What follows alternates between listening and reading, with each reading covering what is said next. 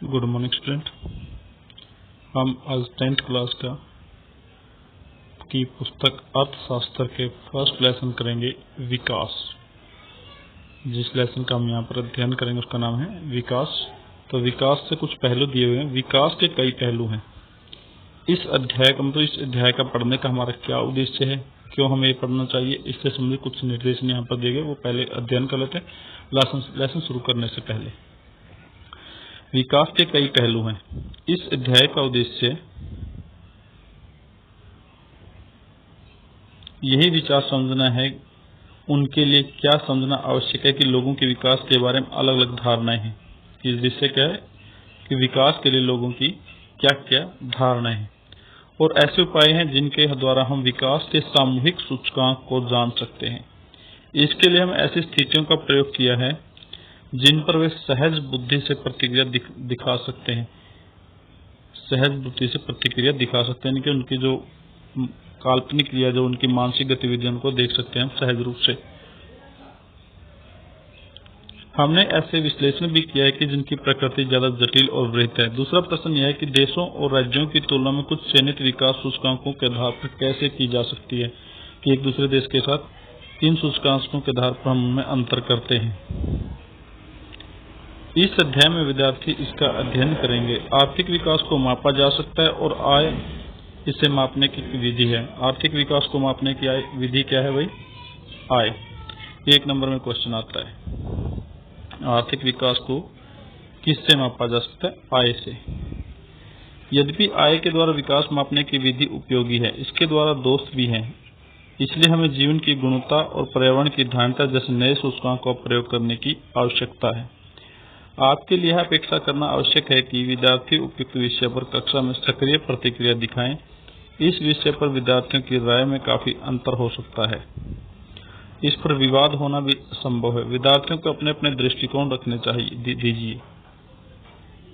हर खंड के अंत में कुछ प्रश्न और क्रियाकलाप दिए गए हैं। इनका दोहरा उद्देश्य है। पहला, ये इस भाग में चर्चित विचारों को संक्षेप में बताते हैं और दूसरा, वे विद्यार्थियों को उनकी वास्तविक जीवन परिस्थिति के निकट लाकर इन विषयों को बेहतर तरीके से समझाने के योग्य बनाते हैं। इस अध्याय में कुछ शब्दों का प्रयोग किया गया है जैसे जिनका स्पष्टीकरण आवश्यक है, जैसे कि प्रति व्यक्ति आय क्या होती है। कौन कौन से शब्द हैं? इंपॉर्टेंट शब्द है इसमें। नंबर 1 प्रति व्यक्ति आय, नंबर 2 साक्षरता दर, नंबर 3 शिशु मृत्यु दर, नंबर 4 उपस्थिति दर, नंबर 5 जीवन प्रत्याशा दर, नंबर 6 सकल नामांकन अनुपात और नंबर 7 मानव विकास सूचकांक। ये 7 ऐसे महत्वपूर्ण शब्द हैं जो इस अध्याय के अंदर प्रयोग किए गए और इन्हीं शब्दों से एक नंबर का क्वेश्चन भी आता है। प्रति व्यक्ति आय क्या है, शिशु मृत्यु दर क्या है, उपस्थिति दर क्या है, जीवन प्रत्याशा दर क्या है, सकल नामांकन अनुपात क्या है, मानव विकास सूचकांक क्या है। इस तरह के एक नंबर के क्वेश्चन यहाँ से आते हैं, तो इनको हम इस अध्याय में पढ़ेंगे तथा इन्हें पूर्ण रूप से समझने के लिए इनका विस्तार से अध्ययन आवश्यक है। आपको क्रय शक्ति क्षमता की अवधारणा को भी स्पष्ट करना होगा, जिसका तालिका 1.6 में प्रति व्यक्ति आय की गणना के लिए प्रयोग में किया गया है। यह आवश्यक है कि इन शब्दों का प्रयोग चर्चा में सहायता के लिए किया जाए, न कि उनको कंठस्थ करने के लिए। सूचना के स्रोत। इस अध्याय के लिए आंकड़े राष्ट्रीय परिवार स्वास्थ्य सर्वेक्षण, जो हमारा NFHS है, उसके द्वारा लिए गए हैं, जिसका नाम है हिंदी में जिसको बोलते हैं राष्ट्रीय परिवार स्वास्थ्य सर्वेक्षण और भारतीय अर्थव्यवस्था पर सांख्यिकी हैंडबुक, भारत सरकार द्वारा प्रकाशित आर्थिक सर्वेक्षण, संयुक्त राष्ट्र संघ विकास कार्यक्रम के मानव विकास रिपोर्ट और विश्व बैंक द्वारा प्रकाशित रिपोर्टों के लिए से लिए गए हैं। इनमें से कई रिपोर्ट हर साल प्रकाशित होती हैं। यदि आपके विद्यालय के पुस्तकालय में ये रिपोर्ट हैं तो उन्हें देखना अच्छा होगा। अगर नहीं है तो इस संस्थानों की वेबसाइट पर जा सकते हैं, जो वर्तमान रिपोर्टें हैं इन चीजों की वो हमें दिखाती हैं। इस वेबसाइट पर हम जाके इस लेसन से संबंधित कुछ रिपोर्टें वो देख सकते हैं। भारतीय रिजर्व बैंक की handbook of statistics of Indian economy में भी उपलब्ध है। इसके लिए आप www.rbit.org की वेबसाइट पर जा सकते हैं। तो लेसन है हमारा जो शुरू कर रहे हैं वो है विकास। विकास अथवा प्रगति की धारणा हमेशा से हमारे साथ है। क्या रही है हमारे साथ हमेशा? विकास और प्रगति की धारणा। हमारी आकांक्षाएं और इच्छाएं हैं कि हम क्या करना चाहते हैं और अपना जीवन कैसे जीना चाहते हैं।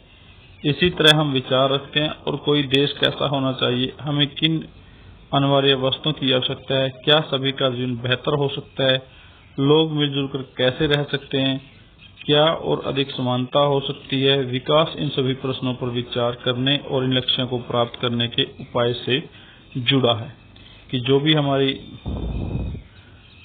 डिटरमाइनिंग रहती है किसी चीज के प्रति या जो हम उन चीजों को प्राप्त करना चाहते हैं, उन सभी उद्देश्यों से विकास जुड़ा है। यह काम जटिल है और इस अध्याय में हम विकास को समझने की प्रक्रिया शुरू करेंगे। आप उच्च कक्षाओं में इन मुद्दों को लेकर अधिक गहराई से सीखेंगे। इसके अतिरिक्त ऐसे बहुत से प्रश्नों के उत्तर आपके अर्थशास्त्र में ही नहीं बल्कि इतिहास और राजनीतिक विज्ञान के पाठ्यक्रम में भी मिलेंगे।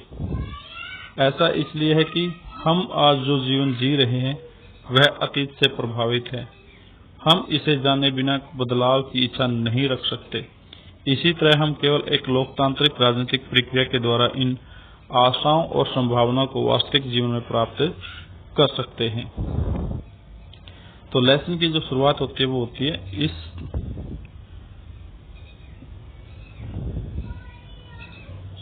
हेडिंग से,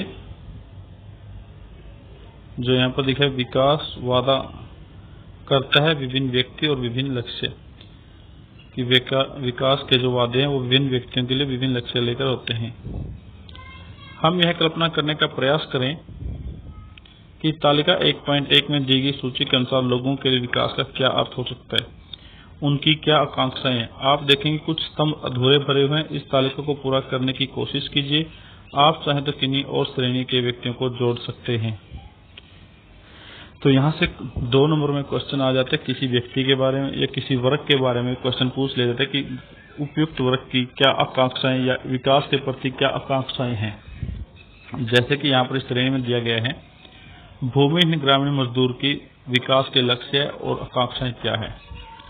तो क्या रहता है उसकी आकांक्षा और लक्ष्य? काम करने के अधिक दिन और बेहतर मजदूरी। हर जो श्रमकार है या जो भी मजदूर है उसको यही चाहता है कि उसको ज्यादा से ज्यादा काम मिले, ज्यादा से ज्यादा दिन वो काम करे और उसको बेहतर मजदूरी मिले। स्थानीय स्कूल उनके बच्चे को उत्तम शिक्षा प्रदान करने में सक्षम हो, कि जो भी स्थानीय स्कूल है आसपास का वो सक्षम हो कि उनके बच्चे को अच्छी एजुकेशन दे सके। कोई सामाजिक भेदभाव नहीं और गांव में वे भी नेता बन सके, यानी कि उनके साथ कोई भी किसी के शासनिक आधार पर वो चाहते हैं कि उनके साथ कोई भेदभाव ना किया जाए, और राजनीतिक आधार पर चाहते हैं कि वो भी गांव में नेता बन सके। अगर संपूर्ण रूप से देखा जाए तो 4 कारक हैं, आर्थिक, सांस्कृतिक, शैक्षिक, सामाजिक, राजनीतिक, ये सभी आकांक्षाएं उनकी रहती हैं।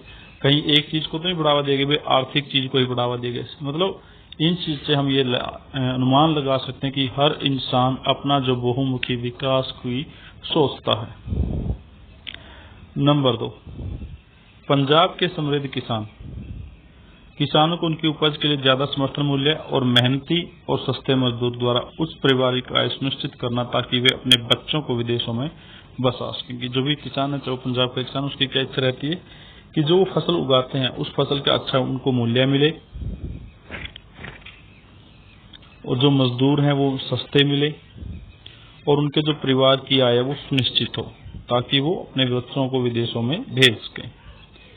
किसान जो खेती के लिए केवल वर्षा पर निर्भर रहते हैं, कि जो किसान खेती के लिए वर्षा पर निर्भर क्या सोचता है कि भाई उसके खेत में ट्यूबवेल हो, सरकार नहरों की अच्छी व्यवस्था करे, समय अनुसार अच्छी बारिश हो, बेहतर फसल हो और उसकी आय सुनिश्चित हो। भूस्वामी परिवार की एक ग्रामीण महिला, जो भूस्वामी परिवार की महिला, तो वो भी उसकी भी यही इच्छा रहेगी कि उसकी बेहतर फसल हो, उसकी आय सुनिश्चित हो, परिवार की देखभाल अच्छे, उसके बच्चे बाहरी स्कूल या इंग्लिश मीडियम स्कूल में पढ़ सके। शहरी बेरोजगार युग ज्यादा से ज्यादा मतलब यही चाहेगा कि उसकी एजुकेशन के लिए बेहतर अवसर हो, जो रोजगार है उसको अच्छा मिल सके, उसकी अच्छी प्लेसमेंट हो सके। शहर के अमीर परिवार का एक लड़का कि उसकी पढ़ाई विदेशों के अंदर हो, उसकी जो जीवन है उसका मतलब स्वतंत्र हो, किसी के उसकी रोक टोक ना हो, उसके पास खुद का मकान हो, खुद की उसकी गाड़ी हो। शहरी अमीर परिवार की एक लड़की, उसे अपने भाई की जैसी आज़ादी मिलती हो, वह अपने फैसले खुद कर सकती हो, वह अपनी पढ़ाई विदेश में कर सके। नर्मदा घाटी का एक आदिवासी क्या चाहेगा कि भाई यही चाहेगा कि उसका जो जंगल है वो बचे रहे, क्योंकि अगर उसके जंगल रहेंगे तो उनके जो जीवन यापन है वो अच्छी तरह से रहेगा और सरकार उनके आवास के लिए उचित व्यवस्था करे। उसके मध्यम परिवार का जो व्यक्ति है उसके बारे में हम लिख सकते हैं कि मध्यम परिवार के व्यक्ति चाहेगा उसको अच्छी मेहनताना मिले, उसकी पूरे फसलों की अच्छी दाम मिले, उसके परिवार की निश्चित आय हो, उसके बच्चे अच्छे स्कूल में शिक्षा प्राप्त कर सके, तो ये एक संपन्न परिवार वो चाहेगा। ये तालिका 1.1 भरने के बाद अब इसका निरीक्षण करते हैं कि क्या इन सभी लोगों के विकास या प्रगति के बारे में एक जैसे विचार है? नहीं है, संभवतः नहीं। इनमें से हर एक अलग अलग चीजें पाना चाहता है, वे ऐसी चीजें चाहते हैं जो उनके लिए सर्वाधिक महत्वपूर्ण है। बिल्कुल सही, अर्थात वे चीजें जो उनकी आकांक्षा और इच्छाओं को पूरा कर सके। वास्तव में कई बार दो व्यक्ति या दो गुट ऐसी चीजें चाह सकते हैं जिनसे परस्पर विरोध हो सकता है। एक लड़की अपने भाई के समक्ष, यहाँ से ये क्वेश्चन भी आता है जो हम यहाँ दो बातें साफ होती हैं लास्ट का जो हम यहाँ पर देखते हैं कि लोगों के विकास के लक्ष्य भिन्न हो सकते हैं, और दूसरा एक के लिए जो विकास है वह दूसरे के लिए विकास न हो, यहाँ तक कि वह दूसरे के लिए विनाशकारी भी हो सकता है। ये तीन तरह के यहाँ से क्वेश्चन पूछ सकते हैं कि जैसे पहला लोगों के विकास के लक्ष्य भिन्न भिन्न हो सकते हैं, बिल्कुल ठीक है। दूसरा क्वेश्चन है एक के लिए जो विकास है वह दूसरे के लिए विकास न हो, बिल्कुल ही नीचे आएगा इसका आंसर। और दूसरा है यहाँ तक कि वह दूसरे के लिए विनाशकारी भी हो सकता है, बिल्कुल। ये जो दो टाइप के क्वेश्चन है इनको दोनों के आंसर हम यहाँ पर पढ़ेंगे। यहाँ से क्वेश्चन शुरू होता है इसका आंसर।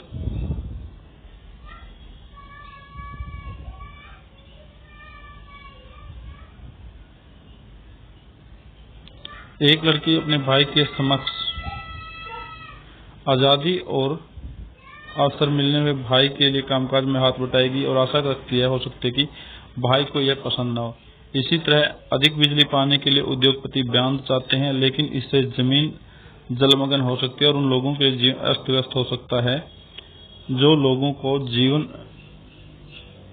जो बेघर हो जाएंगे, जैसे कि आदिवासी, वे इसका विरोध कर सकते हैं और हो सकता है कि वे अपने खेतों की सिंचाई के लिए केवल छोटे बांध या तालाब पसंद करते हैं।